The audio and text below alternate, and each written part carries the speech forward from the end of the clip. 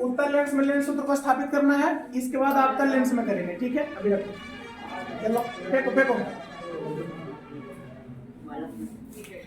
सुनो, हम बताए थे कोई भी लेंस में कि जब प्रकाश की एक किरण कहीं से भी हो, चाहे वस्तु को कहीं भी रखे, याद रखना जब हमको लेंस सूत्र स्थापित करना होगा तो वस्तु को कहाँ रखें इससे कोई मतलब नहीं। ठीक है, हम सीधी सी बात लेंस और अनंत के बीच में रखेंगे, लेंस और अनंत के बीच में।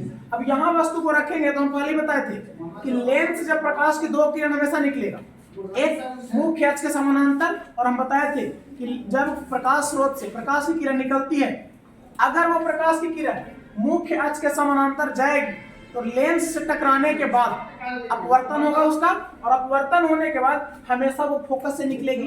देखो, इसके मुख्य अक्ष के समानांतर ये किरण गया है, डायरेक्ट कहां से निकला, फोकस से होकर निकला। दूसरा बात, एक और प्रकाश की किरण निकलेगी, वो डायरेक्ट प्रकाश के लेंस के प्रकाश केंद्र से होकर जाएगी, और जब कोई प्रकाश की किरण लेंस के प्रकाश केंद्र से होकर गुजरती है तो बिना विचलित हुए वो सीधे निकल जाती है, सबको पता है। तो ये सीधे निकल गई और ये प्रकाश फोकस से निकली, तो दोनों आपस में यहाँ पे कटा है, और जहां पे कटता वहां पे प्रतिबिंब बनता है, सबको पता है। अब सुनो, जब क्वेश्चन दो तरीका से पूछ सकता है, उत्तल लेंस के लिए लेंस सूत्र का व्यंजक प्राप्त करें, या फिर उत्तल लेंस में लेंस सूत्र को स्थापित करें, या फिर उत्तल लेंस के लिए सिद्ध करें 1/1 बराबर 1/u minus, sorry 1/v minus 1/, इतना पूछेगा। अब देखो,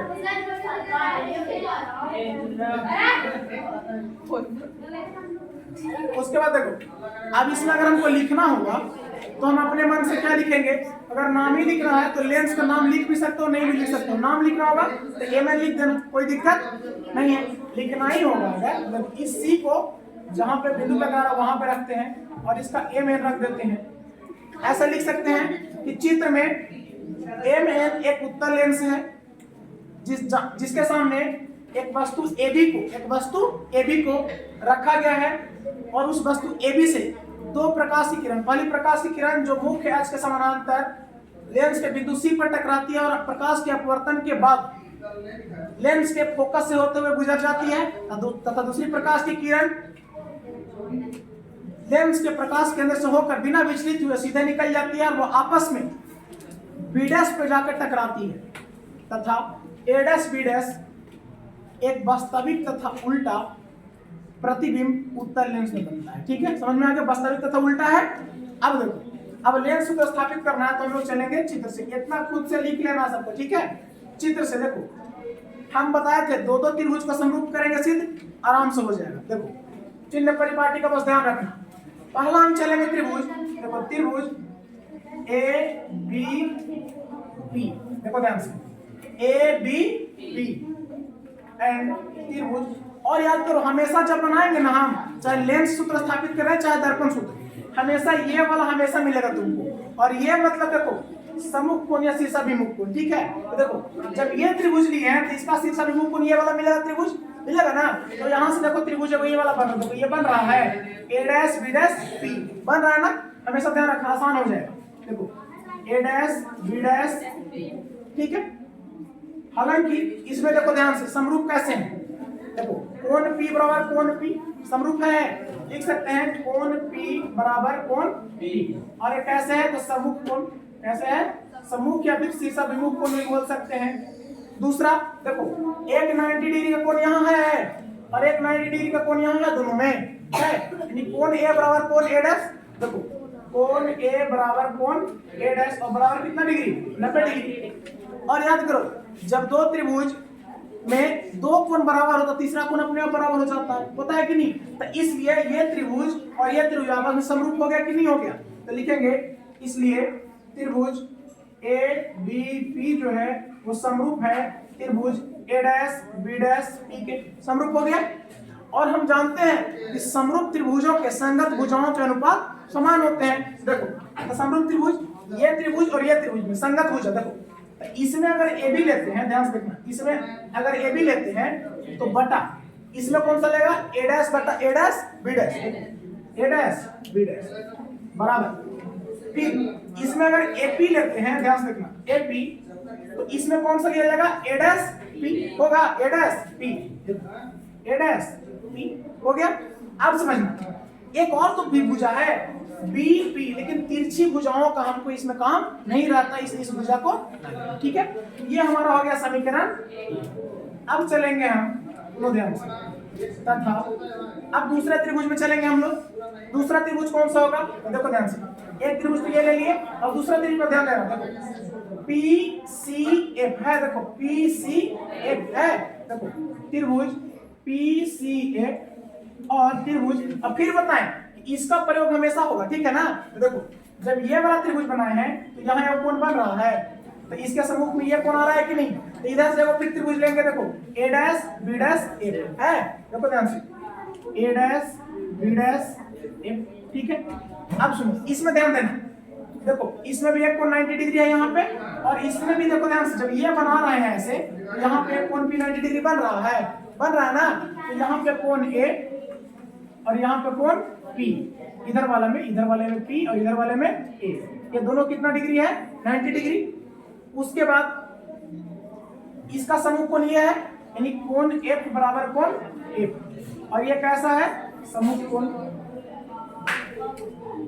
अब उसके बाद देखो फिर से, अब जब दो कोण आपस में बराबर है तो तीसरा तो बराबर हो ही जाएगा, तो फिर से समरूप हुआ, तो लिख सकते हैं कि त्रिभुज PCF जो है वो समरूप है त्रिभुज A dash B dash F, ठीक है। और हम जानते हैं कि समरूप त्रिभुजों के संगत भुजाओं का अनुपात समान होता है। देखो इसका संगत भुजा, तो PC अगर इसमें लेते हैं PC, तो इसमें A डैश B डैश लेना पड़ेगा सीधे वाला, ठीक है, A डैश B डैश बराबर। अब इसमें अगर PF लेते हैं तो इसमें A डैश F लेना पड़ेगा ना, देखो क्या होगा PF बराबर A डैश F। अब उसके बाद जरा ध्यान से देखना एक चीज सुनो, इस PC के जगह देखो हमको समीकरण को बराबर करना है, ठीक है ना। A डैश B डैश बटा A डैश B डैश दिख रहा है दोनों में, तो ऊपर वाला सेम करेंगे तब लेने वाला बराबर होगा है, तो ऊपर वाला ये इसमें AB है इसमें PC है, तो देखते हैं कि क्या इस PC को हम AB लिख सकते हैं कि नहीं। तो सुनो PC कहाँ है, देखो तो यहाँ PC है और यहाँ AB है, क्या दोनों आपस में बराबर है, तो PC को भी लिख सकते हैं। तो इस PC की जगह हम लिख देंगे यहाँ AB बटा A डैश B डैश और बराबर PF बटा A डैश F, और लिख देंगे कि PC को हम AB क्यों लिखेंगे, चूंकि PC बराबर PC बराबर AB, और ये कहाँ से, तो लिख देंगे चित्र से, कहाँ से चित्र से, समझ में आया कहाँ से हम लिखे, ठीक है। उसके बाद देखो आसान है, ये हो गया हमारा समीकरण। अब जरा ध्यान देना, AB बटा A डैश B डैश और AB बटा A डैश B डैश बाएं तरफ बराबर है तो दाहिने तरफ भी बराबर होगा। हम चलेंगे कहां से, आ जाओ ऊपर लिस्ट लिखना समीकरण 1 और 2 से, समीकरण 1 और 2 से, तो बायां तरफ दोनों बराबर तो दायां पक्ष भी बराबर, तो दायां में क्या है AB, देखो AB बटा A डैश P और बराबर इधर में क्या है PF और बटा में A डैश, ठीक है। अब सुनो हम बताए हैं कि जिस प्रकार से दर्पण में सभी दूरियां दर्पण के ध्रुव से मापी जाती हैं, उसी प्रकार से लेंस में सारी दूरियां लेंस के प्रकाश केंद्र से मापी जाती हैं, ठीक है। तो सुनो AP, देखो A से लेके P, इस दूरी को हम लोग, जब यहाँ वस्तु रखा हुआ है तो इस दूरी को हम लोग U कहते हैं ना, कहते हैं कि नहीं। उसके बाद अच्छा, और यहाँ पे लिख देंगे नीचे में से, ठीक है, कि वस्तु की दूरी को हम लोग क्या बोलेंगे, वस्तु की दूरी को क्या बोलेंगे U, प्रतिबिंब, इसको पहले भी लिख सकते हो, ठीक है ना, प्रतिबिंब की दूरी को क्या बोलेंगे V, और फोकस दूरी को बोलेंगे हम लोग F, ठीक है। उसके बाद ध्यान से अब आ जाओ, अब देखो यहाँ P है और प्रतिबिंब यहाँ बन रहा है ना, तो यहाँ से लेके यहाँ की दूरी को हम लोग V बोलते हैं ना, और F कहाँ तक बोलते हैं, सुनो, तो यहाँ फोकस है, यहाँ से लेकर के यहाँ की दूरी को हम लोग फोकस दूरी F बोलते हैं ना। अब जरा ध्यान से देखना, यहाँ आ जाओ, AP दिख रहा है, AP कहाँ देखो तो A से लेके P के बीच की दूरी को U बोलते हैं ना। अब सुनो U, और देखो ध्यान से बाईं ओर है, देखो लेंस के बाईं ओर, तो U पहुंची में होगा माइनस में होगा, U किस में होगा माइनस में। सुनो AP की जगह माइनस U लिख दें और बटा ए डैश पी, सुनो ए डैश पी, ध्यान से देखना ए डैश कहाँ है, यहाँ है, और पी कहाँ है, यहाँ। इसके बीच की दूरी को हम लोग भी बोलते हैं, भी। और देखो ये लेंस के दाहिना हो रहा है, लेंस के दाहिना हो रहा है, तो भी कौन सी में होगा, प्लस में होगा, बराबर। फिर से पी एफ, देखो तो पी से एफ की दूरी यानी फोकस दूरी, और ये लेंस के दाहिना हो रहा है, एफ कौन सी में होगा, प्लस में होगा। उसके बाद ए डैश एफ, देखो ए डैश एफ कहाँ है जी, ए डैश एफ। अब ए डैश एफ कुछ होता है, सारी दूरियां प्रकाश केंद्र से मापी जाती है, इतना दूर निकालना है हमको। देखो ए डैश एफ, ए डैश एफ अगर ये निकालना है तो पूरा में से अगर ये वाला घटा दें, कि पूरा में से ये घटा दें तो यही ना निकल जाएगा, ई निकालना तो लिखेंगे, देखो P A dash minus P F होगा। देखो P A dash minus P F. अब देखो माइनस यू बटा बी बराबर में एफ और बटा पी ए डैश। देखो अब पी और ए डैश इसको हम लोग प्रतिबिंब की दूरी बोलते हैं, बी, और बी कौन सी में, प्लस में, माइनस। अब सुनो पी एफ, पी से एफ की दूरी को फोकस दूरी कहते हैं, और ये कौन सी में, प्लस में। अब तीसरा तीसरी गुना कर दें, आ जाओ देखो ध्यान से, माइनस यू में प्लस बी से तो माइनस यू भी हो गया, ठीक है, और माइनस माइनस प्लस, यू में एफ से तो यू एफ बराबर, अब भी में एफ से तो भी एफ। अब फिर से यू भी एफ से क्या करेंगे, भाग देने पर। सुनो यू बी एफ से तो माइनस यू बी बटा यू बी एफ और प्लस यू एफ बटा यू बी एफ और बराबर बी एफ बटा यू बी एफ।